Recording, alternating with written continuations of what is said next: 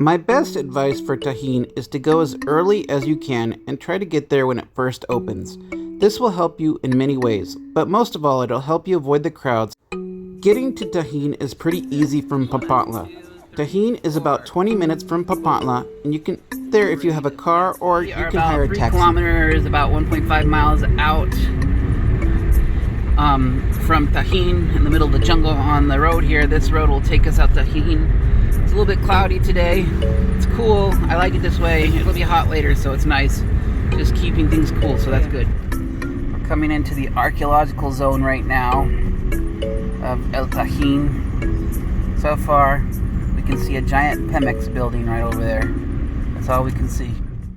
Parking is free, but be prepared to pay a tip. When you get to the site, there's a big vendor market and a pole where they do the voladores dance for tips. I wasn't really in the mood for souvenirs, and I'd already seen the voladores in Papantla, so I kind of just skipped that part. Price here for entrance is 85 pesos, about $4. Unless you're under 13, a student, or a teacher, or retired. Bathroom, you need to wear a mask, but there is no TP in the bathroom, so remember that. There's a museum here, but it's not open right now. You can kind of see in the windows. But there it goes. When you think of Tajin, you're probably thinking of the spice.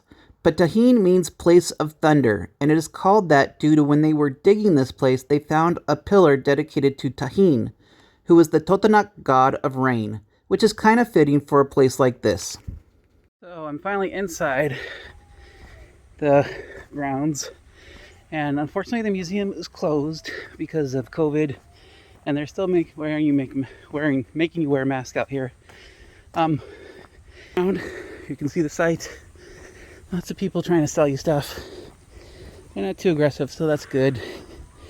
I can hear like jaguar flutes and stuff like that. Whistles. But it's a nice day today. Few visitors. It's a Saturday morning. Not a lot is known about Tajin because it is still an active dig site. What you see now is estimated to be only 20% of everything that is to be discovered. There has been people in that area for a long time, but the Totonac tribe established themselves in Tajin about the year 600 after Christ, and Tajin was their capital until about the year 1200 AD. It wasn't discovered again until the year 1785. Right here, I'm guessing, used to be the marketplace where people would come in this big square here to sell their goods. If you look closely on some of these, you can see some of the decorations still carved in. There would have been like a facade, a chalk facade on all of these stones. You can see looking here at the little niches, which are actually representative of little caves, because this place is representative of the underworld. But you can see they're sinking, and that's because the ground here is not stable. It's too wet here. And so one thing that they never were able to resolve is how to keep this place from going under. Unlike most ancient cities that were designed for the skies, Tajin was designed to represent the underworld. The Totonacs believed that when you died, you had to pass a series of tests, and the city was designed to help you teach you about the test that you had to pass when you had died. Right here reminds me of Mitla. Mitla has designs on their buildings like this too. And that one's also about the underworld. In the year 900, there was a king named King Rabbit the 13th. According to the glyphs, he commissioned most of the buildings that we see today, including the famous House of Niches. The House of Niches, or the Pyramid of Niches, is Tajin's most famous building, and it has 365 niches, one for each day. That would have been the tail of the snake, and then it would probably wind its way up all the way to the top.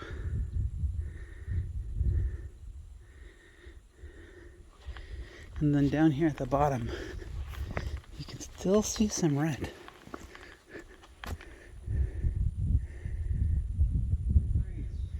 Here is the famous Mayan blue. Some of the colors still on the stucco. Never fades. Never fades away. One thing that is prominent in Tajin is ball courts. You will see a lot of them.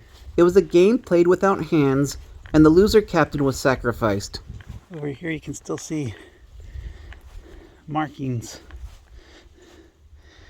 Intricate markings. This is where they would play ball courts. Oh, here you can see they're killing somebody. When you come here, be careful because it gets wet and slippery. Well, this is building 5, I think. Oh, there he is. Right there in the middle is Tajin himself. That is the god. Up there under that hut, they're still discovering things up there. Still goes on and on. They're still looking. Another ball court over here. I think this is the painter's ball court. And once again, I see some really cool inscriptions on here. Let's see what we can see on these inscriptions.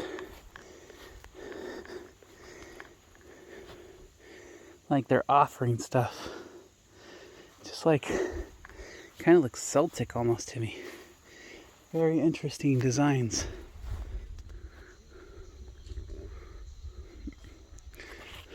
The crazy thing is like this one hasn't been like cleaned up yet. No. But this is something. Okay. But there's trees on top of it, but there's definitely something here too.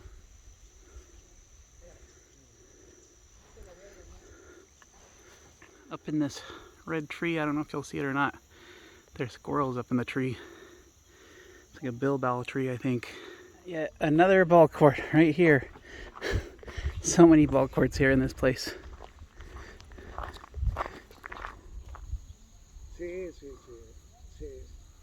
The work that they have to do to keep the pyramids from getting eaten by the jungle again.